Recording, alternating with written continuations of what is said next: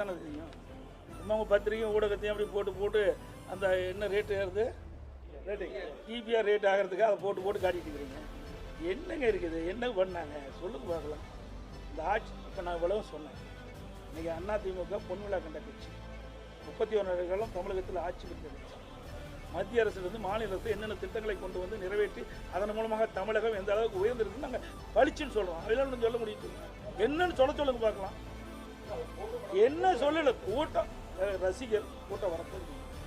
ஒரு அது நிறைய அவர் சிறந்த நடிகர், அதில் எந்த மாற்று கருத்தும் கிடையாது.